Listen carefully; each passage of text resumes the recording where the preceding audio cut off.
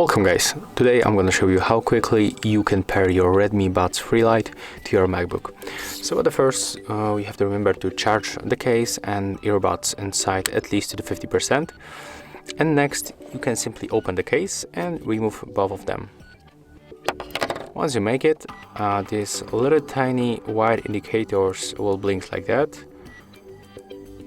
As you can see, they are blinking right now. And it means that we are in the pairing mode. So we can put them back, and next we have to open the boot settings on our MacBook. Right now, turn on Bluetooth. As you can see, in my case, it is already turned on. And after a few seconds, your Redmi Buds Free Lite will pop on the available devices list. So we have to click Connect. Now just wait a little bit, and there it is, we are connected. So the next step, just to be sure that everything is fine, go for the main settings one more time and open sound settings. Right now be sure that these internal speakers are changed to the external earbuds, just like that.